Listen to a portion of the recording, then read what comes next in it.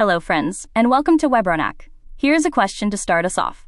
What if a function could solve a problem by calling itself? Not a loop, not a helper, itself. That is exactly what recursion is, and in this video we are going to build a clear picture of how it works from the ground up. The core idea is this: some problems are naturally self-similar. To solve the big version, you solve a slightly smaller version of the exact same problem, then a smaller one, then smaller still, until the answer is obvious. A function that follows that pattern is called a recursive function. Think of it as a control structure that lets a problem shrink itself toward a solution. Next, we will look at what every recursive function absolutely must have to work correctly. Alright, now that we have the mental model, let's look at what every recursive function is actually made of. There are exactly two parts, and both are required. The first is the base case. This is the condition that stops the recursion. Without it, the function calls itself forever. In our countdown example, the base case is when the number reaches 0. We return done and stop. The second is the recursive case. This is where the function calls itself, but with a smaller or simpler input. Here, countdown calls itself with n-1, moving one step closer to 0 each time. One part to stop, one part to continue. That structure is the heartbeat of every recursive solution. In the next slide, we'll trace exactly what happens inside the program as those calls stack up and then unwind.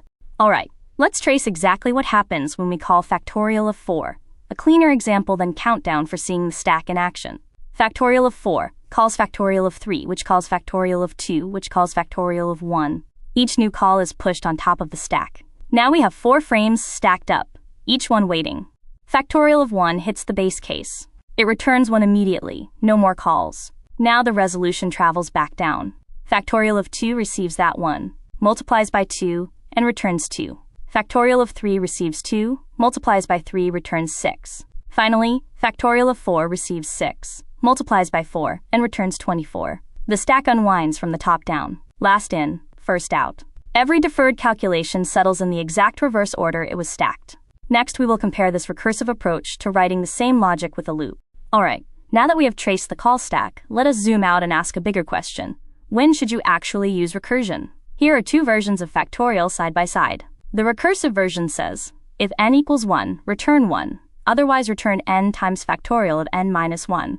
The iterative version uses a for loop, multiplying into a result variable on each step. Both produce the same answer. So what is the difference? Recursion wins when the problem itself is naturally self-similar. Trees, nested structures, divide and conquer algorithms. The code mirrors the shape of the problem. Iteration wins when you are working through a flat sequence and want predictable memory use, since each loop step does not add a new frame to the stack. Neither is universally better. The right choice depends on clarity and cost. Coming up next, we look at what happens when recursion goes wrong. Alright, now that we know when to reach for recursion, let's talk about what goes wrong. The most common mistake is a missing base case. Without one, your function calls itself forever. It never knows when to stop. That leads straight into the second pitfall: infinite recursion, where the call chain just keeps growing with no end in sight.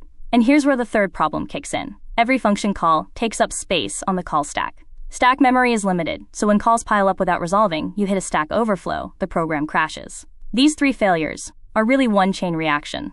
A missing base case triggers infinite recursion, and infinite recursion causes a stack overflow. The fix is always the same. Make sure your base case is reachable from every possible input. In the next slide, we'll lock in the full mental model with a clear rule of thumb you can apply every time. Alright, let's bring it all together. Every recursive function is built on two things: a base case that stops the recursion, and a recursive case that breaks the problem into something smaller. That structure is not optional. It is the whole point. We covered the dangers earlier: missing base cases, no progress towards stopping, and the stack overflow that follows. All of those failures trace back to the same root cause. The recursion had no safe landing point. So here is your rule of thumb. Before you write a single recursive call, ask yourself, what is the smallest version of this problem that I can answer directly? Define that first. Everything else builds on top of it. Trust the recursion to handle the rest, and always guard the base. Thanks for watching, friends. See you in the next one.